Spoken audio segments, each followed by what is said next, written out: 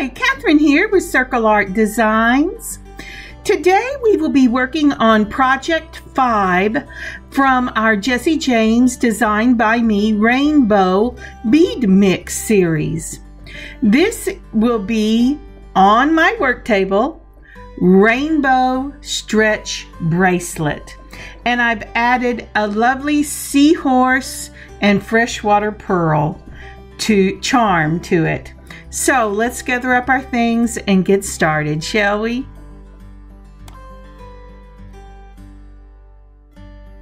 Now, starting with a semi-clean desk, I'm reminded to give thanks to the Lord. And I do give thanks. I have been thinking about this today. I am so thankful, Lord, that it is the weekend, or almost the weekend, and I can sit down with one of my projects and work on something that I really love. I hope you have that same blessing. So I put on my blue beading mat that sometimes looks blue and sometimes looks gray. And I'm looking to find the center of this mat, the center in the camera, that is. And I'm putting in my pins. You know, today I thought maybe I should put in more than one. And then, you know, I don't think it helped in some of the places. But that's okay, because I'm sharing this with you. I've had a wonderful time making this project, and I cannot believe that I have done 5 projects from that little bitty mix of beads that my daughter bought me. It's amazing, and I have really enjoyed it. So I'm going to speed this up just a little bit. Oh no, I'm not, because there we are. I finally made it to the mix. So pouring out the beads that I have pulled to make this stretch bracelet. Aren't they pretty? I just love all the colors. So let's separate them a little bit, shall we? As I'm separating these lovely little beads, I'm reminded just how much I loved the colors in this mix, and they were so diverse. It's really amazing. If you get an opportunity to go to Walmart, and they do not sponsor me, it just happens to be the store closest to me, I hope you can find them and you pick them up, because they're really a joy to make, and you know Christmas is coming up. So the first thing I am doing is I'm separating them and make sure that I'm going to have the same amount on either side, because you know me, I'm a stickler for balance. Now these are 6mm frosted, and they come from my own stash. The 5mm and the 4mm are for theirs. Those are Hishi beads in turquoise blue. They're from my own stash. And then I also pulled out the Hishi beads in that beautiful white, and they're from my own stash. These I got, and I don't know where I got them. They're the biggest daisy spacers I've seen, but they are wonderful in this this bracelet. And I pulled out these stars because they seem to match the beads from the mix, but I ended up only using them in the earrings. And then there is my charm with the seahorse and the freshwater pearl.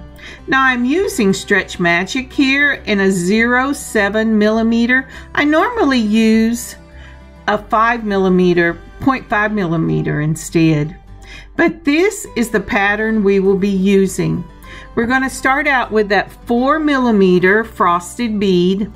Then we're going to do a spacer, and then we're going to put on our Hishi beads in blue and white, spacer, the 5mm from the mix, then the Hishis again, the green, so you can see how it's going. It's bead, spacer, Hishis, spacer, bead, spacer, Hishis, and all the way down. Now I laid this out because I wanted to make sure that I had enough to do at least half of the bracelet, because if I get one half, I have enough things to do the other. And when I measured it, it was actually a little bit too long for me. And my daughter did give this to me, so I haven't decided whether I'm putting it in the shop or not yet. So I end up changing out the Hishi bead spacing a little bit. Now I want a 7.25 length in my stretch bracelet. That's just where I like them to set. So I have pulled out 10 inches of the stretch. And you say, well, what are you doing now, Kathryn? Well, I discovered a long time ago when I first started doing conventions that not stretching this really well before you made stretch bracelets was a really big mistake, because you would think they would hold, wouldn't you? But over time, whenever you wear them, if you haven't pre-stretched them, they will get longer and wider and fall further on your hand until they're really in the middle of the hand, the palm, and not on the wrist anymore. So make sure you stretch it really well. And so now I'm going to start stringing. The beautiful thing about stretch bracelets is they almost make themselves. The creative part of making a stretch bracelet is really in the design that you come up with. So we've put on that 4mm in the frosted opaque, the ones that come in the mix. And I'm starting off with that one because I'm going to want to hide my knot. So I want to put something on there that the knot can slip into. Now with the Hishis, I took 2 of the turquoise and then 1 of the white and then 2 more of the turquoise, and I followed it up with another one of those oversized daisy spacers. And this is a 6mm daisy spacer. It goes real well when we add the 6mm beads, and it's lovely to wear. And it doesn't bother you at all. I was really afraid it would bother me because it's bigger than the Hishi beads, but it didn't at all. So once you have put on your bead, you're going to put on your Hishis, a spacer, and so it ends up being bead, Hishis, bead, Hishis. So really go ahead at the very beginning, whether you're using this mixer mix or another, go ahead and pull out, if you have a beading needle, which is what I'm using, it's wonderful because you can put your whole pattern for one side of your bracelet on that, and then all you have to do is follow it.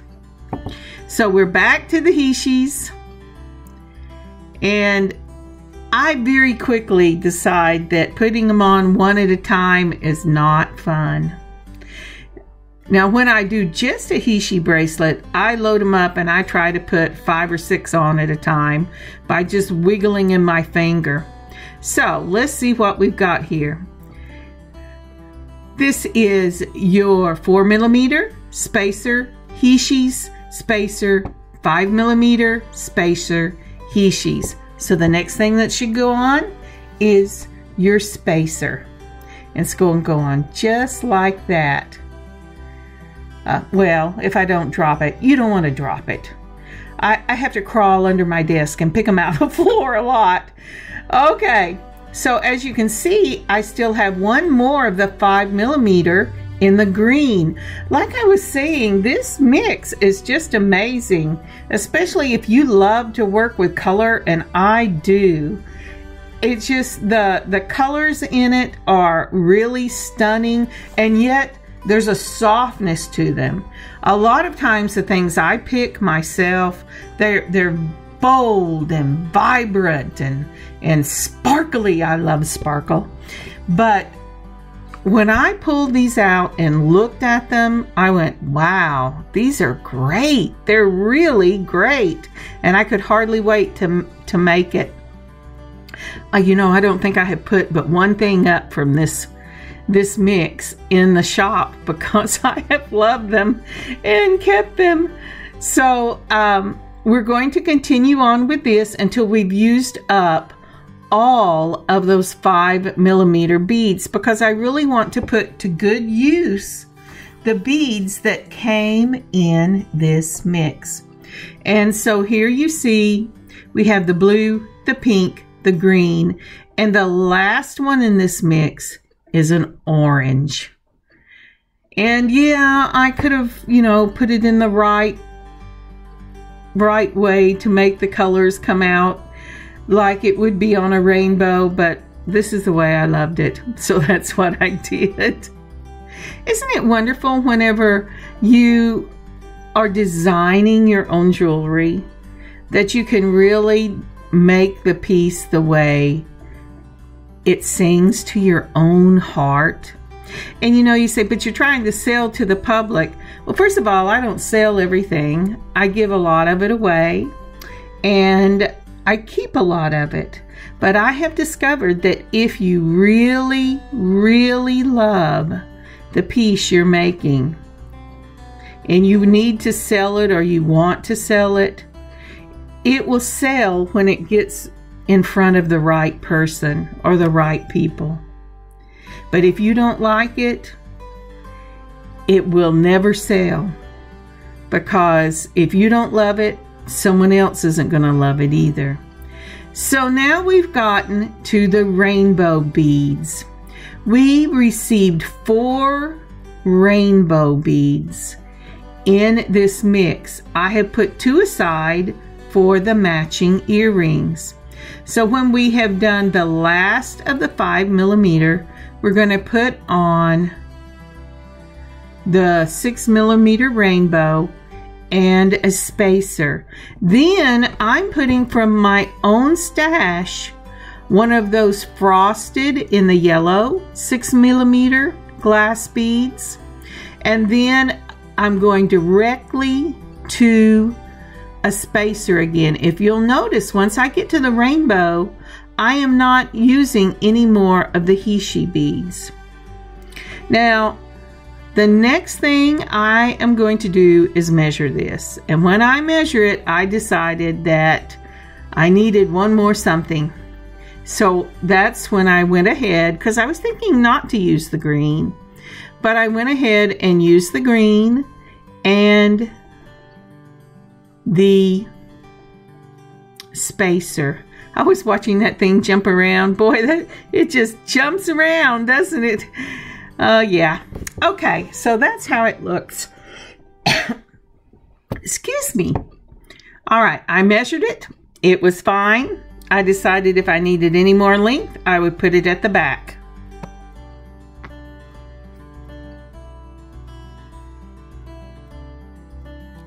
Now, if you've used one of the beading needles, now is the time you can take it out and very carefully, and you will keep your pattern, and you're just going to go backwards, back down the stretch wire. And I did speed it up so my hands really aren't shaking as bad as they look. Sorry about that.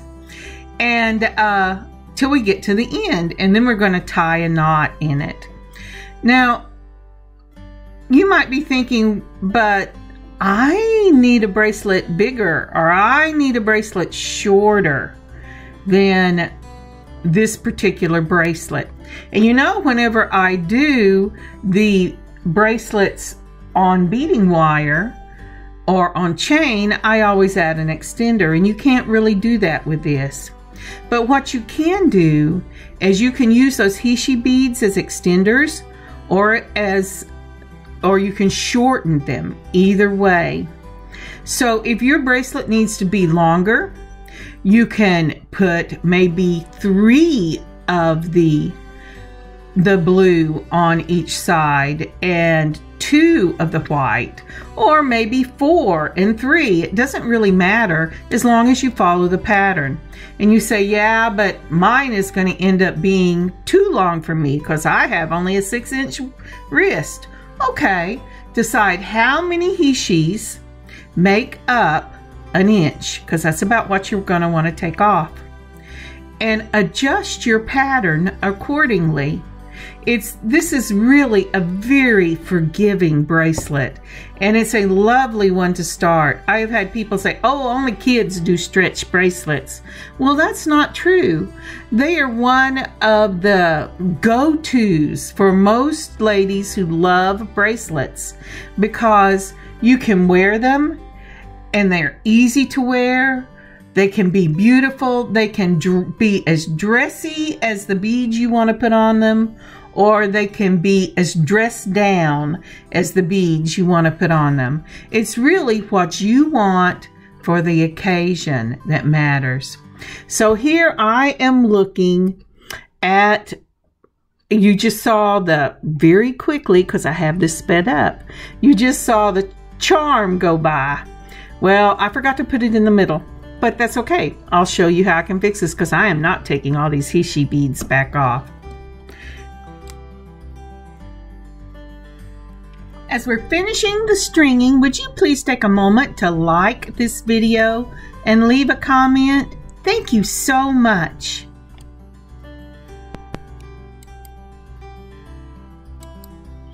So now I'm going to go ahead and put the last of the little bead on from the bead mix, and this is the 4mm. I have a blue on both ends, but remember I didn't put Hishis on either end.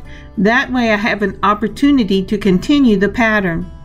And don't be like me and get in a hurry. Remember to put your spacer on.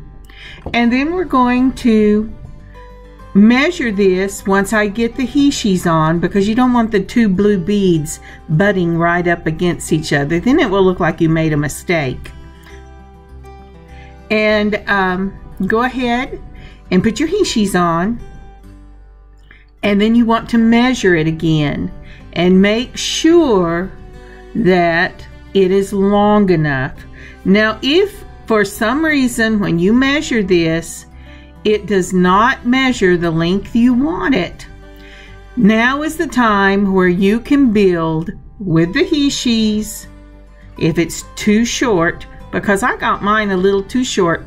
It measured 7, but I wanted 7 1/4 inches. So I had to add some extra Hishi on it to make it long enough.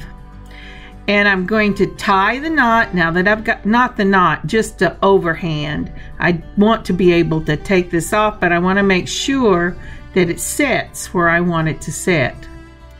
And it's just a teeny bit too short. So what I'm going to do is I'm going to add and subtract in that Hishi before I tie the final knot.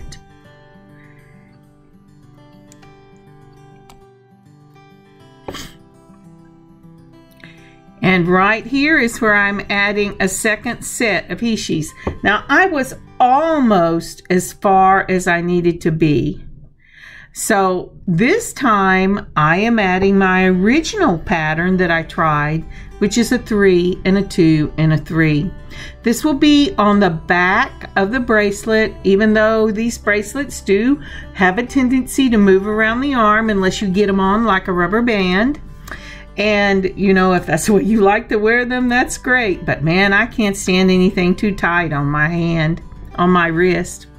But so what this will do is, unless somebody is sitting there counting your beads, it's going to, at glancing at it, look like you're following the same pattern. That's why I said it is very forgiving, this bracelet. And you know what? Hishis are an amazing thing. I haven't seen them used a lot here lately, and that's a very sad thing, I think, because they're beautiful. They come in all kinds of colors, and I love all the different things you can do with them. So I'm going to pull this out. I'm going to move these things over. I'm going to measure this and make sure before I tie that knot is exactly where I want it to be. And then once we get the knot tied, I will go ahead and show you what to do next. Now, I have not completely tied it. I checked it to make sure I liked where it was. And this is an overhanded knot. The trick to this is you really want to pull on your elastic cord, on that stretch cord. Don't be gentle with it, because you want it to lock in. And this is the type of material that if you just gently tie it, it is not going to make a knot that will lock in. I make the knot on the top, then I bring my cording to the inside, which is what I'm doing here, and I'm making the same knot on the inside of the bracelet. And again, I am really tying it. And so I tie it, stretch, tie it, stretch, and make my knot. Then I move the cords to the inside, tie it, stretch, tie it, stretch. And let's see if I can get this in camera so you can see what I'm talking about. Probably not, I'm sorry, but there should be another opportunity. So that is what it looks like. Now then, I don't like to trust this by itself, so I will do another step on this that involves glue. I have used Loctite gel super glue, and I have used gel super glue. Both of them work well. So make sure you have something like that in your house, at your work table. That's what I meant to say. But now what I'm doing is I'm going to open up my jump ring between two pliers. I have pulled a 5mm jump ring. I want it to be just a little smaller than the 6mm beads. And it jumped out of my pliers once I opened it.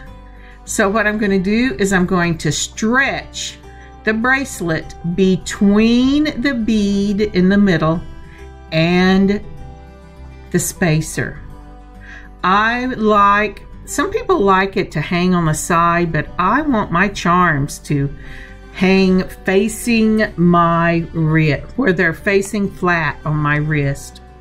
So I've taken the charm and made sure that when I add this extra jump ring, I could put it flat on my wrist, put it on the jump ring once I've got the jump ring between the beads on the stretch cord, and then close the jump ring up with a twist. Remember, always twist, never pull. And so what that will end up doing, it'll look just like that, and it will lay flat on my wrist. Now at this point in the process, you're going to want to cut your cord and pop the knot into that bead, and it's just pulling a stretch and it'll pop right into the bead. If you want to use the super glue gel, put a drop on before you pop it into the bead. I'm sorry it didn't get recorded. And now with the string that we have used to the leftover stretch cord, that's what I meant to say, the leftover stretch cord, we're going to make the matching pair of earrings. This will be a drop dangle earring, and it's going right on that stretch cord. And here are these lovely little stars that I pulled earlier. So what we're going to do is we're going to put it through the little star, and I started out with a beautiful little blue one. And the cord is just going to let that star dangle right on it. And then I'm going to put your 6mm daisy, because we want to use mostly the things that are at least reminiscent of the things we put in the bracelet. Isn't that pretty? Kind of reminds me of the ring of Saturn sitting over a star. And then this time I pulled a fuchsia frosted bead from my bead set. This is a 6mm. It's exactly where the green and the yellow came from. But remember, we also had this fuchsia pink in a 5mm in the bracelet. So this is true to the bracelet, and they look great together. And I'm playing with that star going, what is your problem? All right, there you go. The next thing I'm going to do is put another spacer on it. And then I'm going to use one of the two rainbow beads we had from the mix. Now, when I got ready to make these earrings, I realized that one of my rainbow beads went side to side with the rainbow, and the other one went up and down. Well, you know what? I went ahead and used them. Oh, I'm sorry. We're putting on the he sheet, and remember, we're doing the same pattern you used in the bracelet, and then we'll finish it off with the rainbow bead. But as I was saying, I decided that I was going to use them anyway, because this is kind of a mix of all the wonderful colors in the rainbow, and sometimes rainbows go up and down, right? And another part of the rainbow is it goes over the U, kind of goes side to side. Work with me on this. So, but they really do look pretty whenever you get them finished, and it is exactly, I mean, it looks like it's supposed to be a pear. So, you know, yeah, sometimes you just have to make lemonade, right? The old saying, if you have lemons, make lemonade. Well, that's it. All right, so I have put on the star, a spacer, another of the frosted 6mm, a spacer, your he she's in the same pattern as the bracelet, a spacer, and then your rainbow and a spacer. And that look pretty? So the next thing we're going to do is we're going to tie another of those overhanded knots, just like we did when we did the bracelet. For the earrings, you're going to need 2 clamshell and 2 of your crimps. I'm sorry I didn't show that to you earlier. I wasn't quite sure what I was going to use with the ending when I started the video, but this just lends itself to that. Now, this is a clamshell ending for necklaces, bracelets, and earrings today. You're going to put both, after you've tied your knot on that spacer, you're going to put both of the ends through that clamshell from the back to the center. Then I have pulled a number 3 bead along crimp, because I need the crimp to be big enough for both of these 0.7mm ends to go into. Once I get both of them into the crimp, and I'm sorry that my hands have fallen off the screen. I told you in the beginning, towards the end, I got lazy.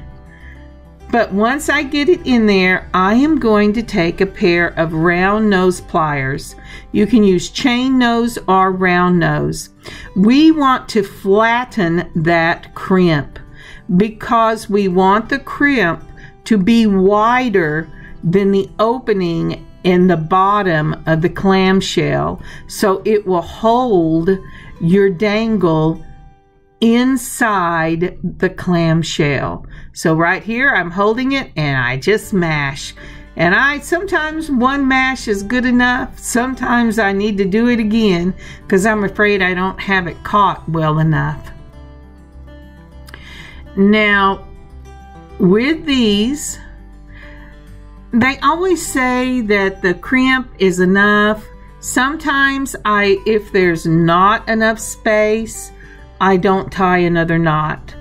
But if there is enough space, I tie another knot. It really depends on how big your clamshells are. So what I'm going to do now is I'm going to cut off the ends. Do not cut it right up against the crimp. You want to leave a little bit of a tail, and I'm hoping you can see that there. And then for these clamshells, I'm going to use some of the super glue gel. I'm going to put a little dot at the top of the crimp where the stretch cord comes out. And then I'm just going to close it up like you would do any other time. I said, that wasn't enough. I think I'm going to have a little more. Sometimes I get crazy with the super gel, but you know, it's because I don't want these to break. I would be so sad if they broke and somebody bought them and they broke. That would be awful. So you just close it up. Be gentle when you do. And you see that little tip? I didn't get it quite short enough, but I know that there's still some inside, and now the super glue is going to glue it to the clamshell. So yippee, I can take that little tip right there and take it right off. And so this one is ready to go on my ear wires, and I am going to use the fishhook ear wires for this, or I think it's maybe French wires. I'm not sure. I use clips. But so I have a 5mm, and I've done both sides of the earrings. I took a 5mm jump ring. I started to do a 4, but I decided the 5 would help balance it out. And I'm going to put that through both sides of the clamshell. Excuse me. At the little at the top, the little circle on my clamshell where it comes together. And then once I get it in, I'm going to take 2 of my, I'm going to put the earring on, of course, the hook, and then I'm going to close it up between 2 of the shells. I'm getting tired, can you tell? 2 of the pliers. So the secret to working with jump rings is when you open it, always twist one side of the jump ring, and don't make a big twist and strain the wire, just enough to get on what you're working with. And again, I'm sorry, I am getting tired when I did this, and I kept trying to bring my hands back in, but my eyeballs said, you need to get this closer if you want us to see this. And I go, okay, I got this. And so if you need to see more, I have done this a lot in other videos, so just take a look. Aren't these beautiful pictures? I want to thank you so much for joining me on this beading adventure today. I have really loved working with this Jesse James bead mix. In fact, my daughter has come up with another one, and that I will start probably next week. I might have one more project from this bead mix. I have to look and see. I think I remember one more project. But I will see you on Wednesday of next week. I hope you have a really amazing weekend. Pick something that makes your heart happy, that just brings joy whenever you think about doing it, and spend a little time on yourself doing what you love to do. I will see you, as I said, next Wednesday. God bless. Kathryn, circleartdesigns.square.site. Bye, y'all.